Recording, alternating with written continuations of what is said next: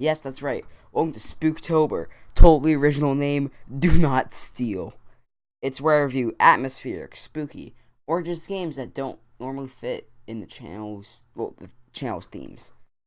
And maybe I'll do more than games. Maybe I'll review movies, who knows. But first up today, we're reviewing Superhot.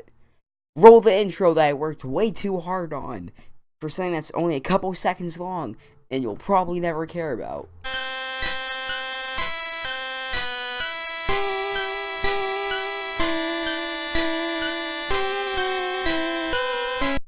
Superhot's mechanic is time only moves when you move, and it plays that mechanic hard, as it expects you to get moments where, you feel overpowered and unstoppable.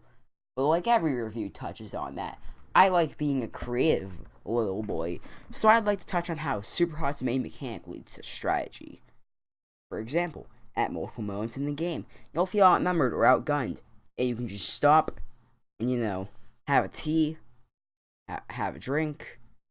Wait, those are the same thing, aren't they? Well, it's been that long where, now, sure, the bullets are still slowly coming at you, but you have a plan. Wham, bam, slam, Space Jam. Get up and slam, it's time to Space Jam once again. Space Jam 2 in theaters. I don't know when, but you can you can have a strategy. And that's something that I think is really understated with this game. Because in a lot of average FPS games, it's like, yeah, you either pause to make a strategy, or you just sit behind cover the whole time like a loser. But are you a loser? No, you're not. And dying in one hit just makes you have to think about everything you do. But sometimes you don't even think, you just go for it. And those moments where you go for that crazy plan and it works out, just feels so great. And while you're in the game, the mechanic of the hot switch is introduced. You press a button to swap into another guy's body, like it's Freaky Friday, except the body that you were previously in. Wow, someone was driving their car outside really fast. The body you were in gets smashed because it no longer exists. That glass is shattered. But the trade-off is on cooldown. And the guy you hot switch into, you lose the weapon that he's holding and whatever you were previously holding. The best parts of the game really are just when it's high intensity, and you're able to hot switch out of your position right as the bullet's about to hit you. But Superhot's more than a demo for its mechanics. For example, it features music and sound. There's not a lot of music, but what it does have is great. But what about the sound effects? Well, each gun and weapon noise feels like it has an impact. And the sound of glass shattering, and just when you kill an opponent, how the glass shatters really adds to it. And sometimes the game being silent is better than like a sound. And also, yes, I mentioned weapons. Because Superhot has not just your fists and guns. You can wield a katana. You can become the ultimate weeaboo in Superhot. Graphically, Superhot is fantastic. The visuals feel crisp and clear. Everything has distinct color and texture. Enemies are red, you're black, weapons are black, and everything else is white. And the menu aesthetic is fantastic. It looks like an old PC, and I really adore that. But the game has more than one mode. It has two, actually. Campaign that lasts between 2 and 3 hours, 5 if you're bad. Or an endless mode. So let's discuss the campaign first. And Superhot's campaign starts off pretty normal. Friend tells you about this cool game, check it out. Game introduces mechanics. Difficulty curve starts off fantastic. It gets progressively harder and harder.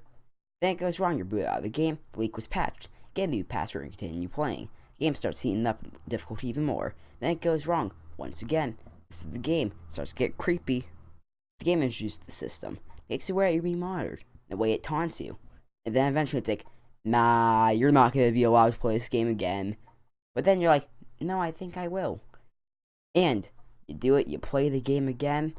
You make your way to this laboratory, you hot switch to upload yourself to a core, and now you're one of the many minds inside of it.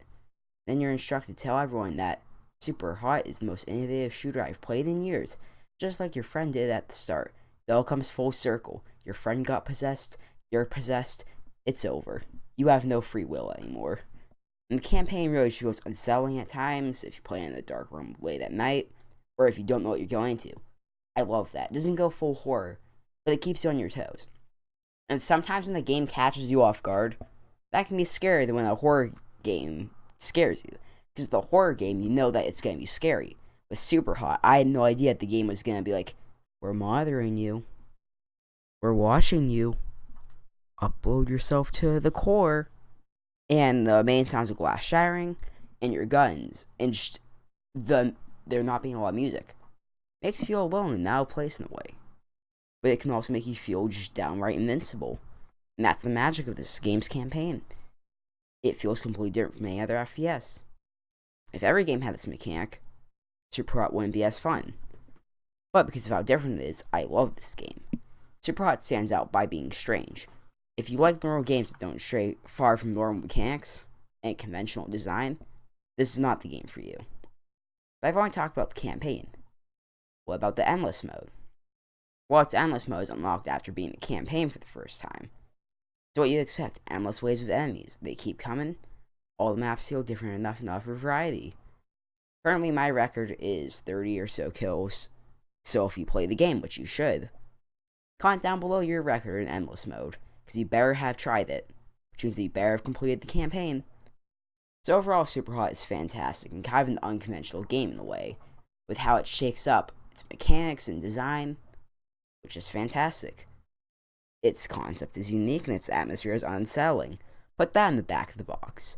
So overall, it's a nice way to ease into Spooktober before we get into actual horror media. But for now, I've been Fuse. Thank you guys so much for watching.